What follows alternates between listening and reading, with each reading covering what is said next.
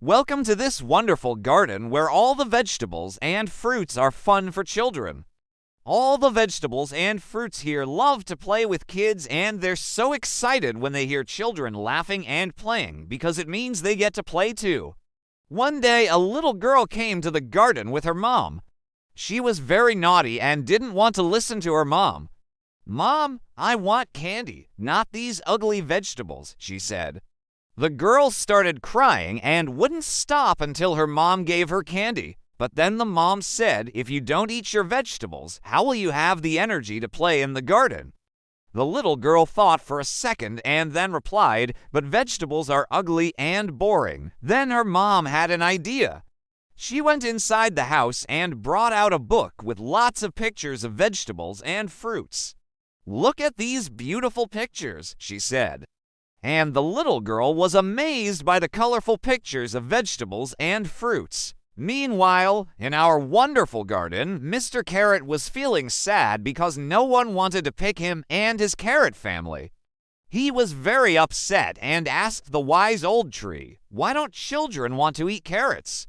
The wise old tree listened patiently to Mr. Carrot and then replied, "It's because children don't know how fun and interesting carrots can be. They think carrots are boring, and that's why they don't want to eat them." Mr. Carrot was still very sad, but he knew the wise old tree was right. So he decided to do something about it. He gathered all the carrots, and together they made a plan.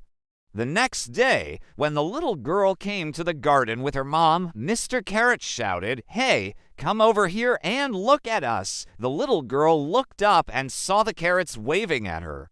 She couldn't believe her eyes. She thought carrots were supposed to be boring, but this carrot was actually funny. She started laughing and playing with the carrots, and they were also happy. Mr. Carrot was so excited he even forgot he wanted to be picked. He played with the little girl for hours and had so much fun. But then the little girl got tired and asked if she could take a break. Mr. Carrot said, "Of course," and then asked her mom, "Can my friend take a bite of this carrot?" "I promise she'll love it." The mom agreed, and the little girl took a small bite. She loved the sweet and crunchy taste and asked for more. Mr. Carrot smiled and said, "Of course," and the little girl ate carrots for the rest of the day. She even finished all the carrots in her mom's salad and felt great afterward. She had so much energy she could have played all afternoon, but it was time to go home. She promised to come back the next day and play with the carrots again. When the little girl left, Mr. Carrot felt so happy. Now the children knew carrots weren't boring, and he wasn't sad anymore. The wise old tree was right. All he had to do was show the children how fun carrots could be. Meanwhile, on the other side of the garden, Mrs. Apple was very upset. No one wanted to pick her or her apple family, and she was starting to get very sad. She really wanted to be picked so the children could enjoy her delicious taste. She was so sad that she started to cry. "Oh dear," said the wise old tree. "What's wrong?" "I'm so upset," said Mrs. Apple, "because no one wants to eat me. I'm too sour and the children don't like me." "Don't be sad," said the wise old tree. "I'm sure the children just don't know how delicious you are. Why don't you do something to show them?" Mrs. Apple thought for a moment and then said, "That's a great idea. I'll make them an apple pie and they'll see how yummy I am." The wise old tree agreed and said, "I'll ask the squirrel to help you. He's very good at collecting nuts and berries." Mrs. Apple thanked the wise old tree and went to look for the squirrel. She explained her plan to him, and he happily agreed to help. Together they gathered all the apples, and the squirrel brought all the nuts and berries. Then they started making an apple pie, and the whole garden smelled delicious. Meanwhile, the little girl was playing at home, but she was already looking forward to going back to the wonderful garden. She missed Mr. Carrot and all the other vegetables and fruits. Just then, she heard a knock on the door and opened it to see the kind old woman from next door. "Hello," said the kind old woman. "Would you like an apple pie?" "I just baked one." The little girl couldn't believe her eyes. She had never seen such a beautiful pie before. It was covered with apples and tasted so delicious. The little girl ate and ate until she couldn't eat any more. She thanked the kind old woman and went to wash her hands. When she came back, she asked, "Can I please have some more?" But the kind old woman said, "No, I'm sorry, but this pie was especially for you. It's magic." "Magic?" said the little girl. "What do you mean?" "This pie is made with magic apples from a wonderful garden. If you eat them, you'll feel great." The little girl couldn't believe it. She thought the magic apples must have been from the garden she visited yesterday. Could it be? The next day, the little girl ran to the wonderful garden. She wanted to find the magic apples and thank them for making her feel so great. When she arrived, she shouted, "Thank you, Magic Apples," and Mrs. Apple and all the other fruits and vegetables came running. "Thank you for what?" asked Mrs. Apple. The little girl explained how she had eaten their apple pie and felt amazing.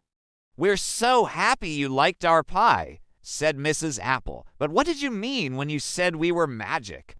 "You're magic because you made me feel so good after I ate your pie," she replied. Mrs. Apple and all the other fruits and vegetables were so happy they could make the children happy. They all started dancing and playing with the little girl. She had so much fun and stayed in the garden all day. Meanwhile, Mr. Carrot was playing hide and seek with the other carrots when he heard the little girl talking about magic fruits. Magic. How exciting, he thought. He wanted to be picked so badly because he thought it would be magic. Just then, the little girl came over and asked if she could take one of the carrots home. "Really?" she said. "I think this carrot will be perfect." Mr. Carrot was so happy. This was his chance to be picked. He wiggled and jiggled with excitement as the little girl took him home. When they arrived, she put Mr. Carrot in some water and waited for him to grow roots. Then she planted him in the ground and watered him every day. She told him all her secrets, and they became best friends. One day, the little girl was playing in the garden when she saw a beautiful butterfly. She tried to catch it, but it was too fast. She chased it all around the garden until it landed on her carrot plant. The little girl couldn't believe her eyes. She had never seen a carrot plant with flowers before, and the beautiful butterfly was sitting on one of the flowers. "How is this possible?" she asked. She ran to the house and told her mom what she had seen. Her mom was very proud of her and said, "See, I told you that planting a carrot would be magic." The little girl was so happy she had planted Mr. Carrot.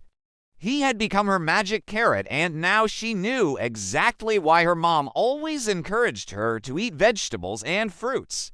Now you know why it's important to eat your vegetables and fruits. They're fun for children, and they can become your magic vegetables and fruits. Do you have a favorite vegetable or fruit? Tell us in the comments. We hope you enjoyed this wonderful garden story. If you did, please give us a thumbs up and subscribe for more fun stories. Thanks for watching. See you next time.